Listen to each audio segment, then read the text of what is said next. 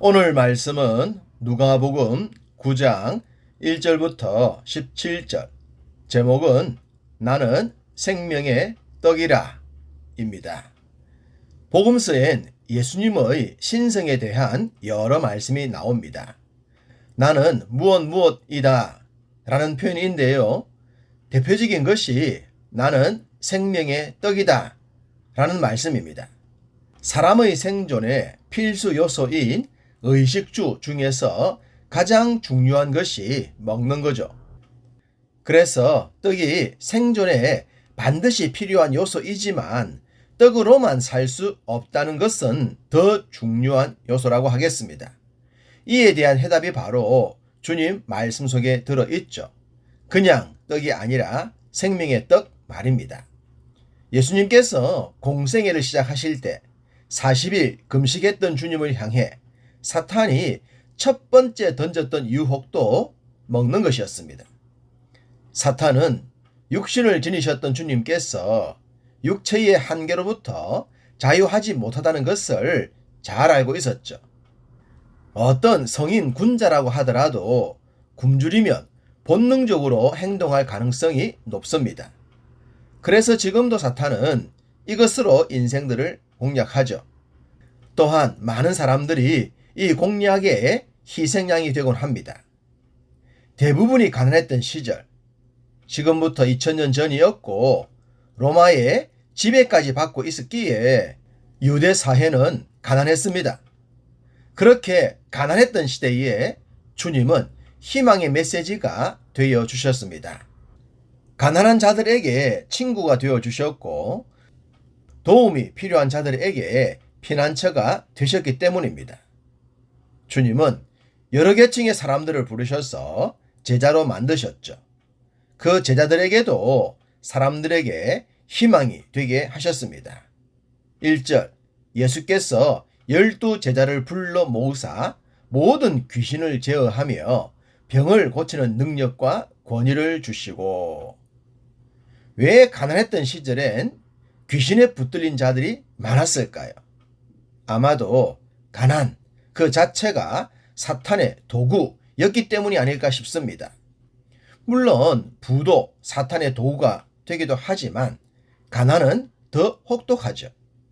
그래서 더욱 귀신에 의지하는 현상들이 많아졌던 것입니다. 그랬던 그들에게 주님의 제자들이 다가갔습니다. 그리고는 귀신을 제어하기도 했고 병까지 고치기도 합니다. 얼마나 좋았을까요? 있는 자들만이 의원들을 독차지했던 때에 없는 자들에게도 희망이 생겼으니 말입니다. 유대인들에게 손님 접대는 특별한 의식과도 같았습니다. 아브람과 롯이 나그네를 접대했다가 천사들을 대접했던 것처럼 말입니다. 그렇기에 주님은 제자들에게 양식이나 돈, 심지어 2벌 옷도 가지지 말라고 하셨습니다. 누군가 대접을 하면 받고 그렇지 않으면 그냥 떠나라고 말입니다. 진짜 중요한 것은 복음을 전하는 것이었기 때문입니다. 6절, 제자들이 나가 각 마을에 두루 다니며 곳곳에 복음을 전하며 병을 고치더라. 주님처럼 놀라운 기적들을 제자들도 행했습니다. 없는 자들과 약자들의 친구가 되어 주었죠. 그리고 더욱 중요한 것은 복음을 전했다는 것입니다. 소위 하나님의 나라를 힘써 전파했던 것입니다. 이것이야말로 진짜 사람들에게 필요한 것이지 않겠습니까?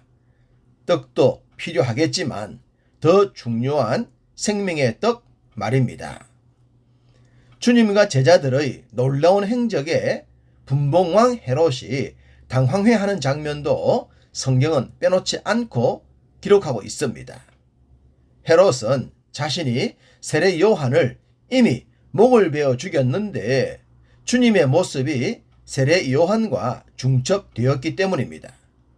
이것은 자신의 행동이 잘못되었기에 나타나는 현상이라고 하겠습니다.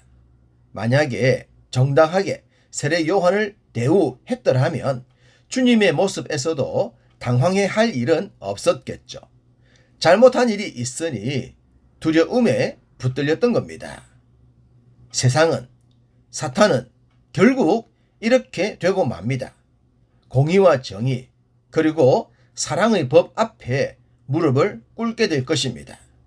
자신들의 손에 있는 권력과 권세가 영원할 것 같아도 화무 11홍임을 머지않아 깨닫게 됩니다. 스위스에 가면 필라투스라는 산이 있는데 본디오 빌라도의 시체가 산 앞 강으로 떠밀려 와서 그의 시신을 산 정상에 묻었기 때문에 필라투스라는 이름이 붙여졌다고 합니다. 한때 권력을 가지고 주님의 생명을 쥐락펴락할 수 있다고 생각했지만 그의 마지막은 처량하기 짝이 없었습니다. 이런 것이 세상 권력의 현주소라고 하겠습니다. 그러니 진짜요 참인 생명의 떡을 아는 것이 중요하고도 중요할 수밖에 없는 것입니다. 10절부터 17절은 오병이어에 대한 말씀입니다. 사복음서에 다 기록된 이 말씀은 복음서에 기록된 그 어떤 기록보다도 임팩트가 강합니다. 말씀을 드렸듯이 당시 절대 다수가 가난했던 시절에 이런 기적은 사람들의 영혼을 빼놓을 정도가 되었을 것입니다. 대부분 먹을 것이 없었고 굶주리는 것이 일반적인 생활이었습니다. 더더구나 집도 아닌 들로 나왔으니 말입니다. 그런데 갑자기 먹는 것이 공급되기 시작합니다. 80년대 말 교육 전도사 시절 때 교회에 특별 행사가 있으면 뷔페에 갔습니다. 당시 음식을 원하는 대로 먹을 수 있다는 사실에 얼마나 행복했었는지 모릅니다. 정말로 배 터지게 먹으려고 했고 죄송한 얘기지만 심지어 비스켓 등을 몰래 사가지고 오기도 했습니다. 1980년도도 그랬다면 2000년 전에는 어떠했을까요? 아마도 평생 단 한 번도 배 터지게 먹어본 적이 없었을 것입니다. 그랬던 그때 배가 터지도록 먹고도 남을 정도가 되었습니다. 어떻게 이런 일이 가능하겠습니까? 말씀엔 기록이 없지만 어떤 사람들은 빵과 고기를 집에 가서 먹으려고 숨기지 않았을까요? 제가 어릴 때 신장로에 깔 작은 돌 깨는 일을 가셨던 어머니가 간식으로 나온 바닷빵을 먹지 않고 갖다 주신 것을 기억합니다. 훗날 그것은 어머니의 피와 같은 것이었지만 그래도 귀했으니 자식을 생각해서 가져오신 것이죠. 철부지였던 저는 그것도 모르고 맛있게 받아 먹었던 아픈 기억이 지금도 생생합니다. 2000년 전 벳세다 들녘에서도 그러지 않았을까 하는 생각이 듭니다. 사람들은 열광했을 것입니다. 이분만 붙들고 있으면 이제는 더 이상 굶지 않게 될 것이라고 말입니다. 그래서 요한복음은 주님을 억지로 왕 삼으려 했다고 기록한 것입니다. 주님은 아이의 한 끼 식사에 불과한 오병이어로 이렇게 놀라운 일을 행하시는 분임을 알리려 하셨습니다. 그러나 사람들은 생산되는 떡에만 관심이 쏠렸고 떡을 생산하시는 주님을 놓쳐버리고 말았습니다. 그 결과 그들은 또다시 배고픈 삶을 살 수밖에 없었던 것입니다.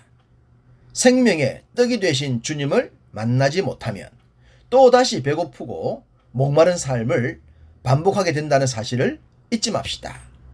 육적인 것과 비교할 수 없는 영적인 갈함에 빠지지 않도록 생명의 떡이 되신 주님으로 인해 우리들의 영혼이 춤출 수 있기를 간절히 소원합니다.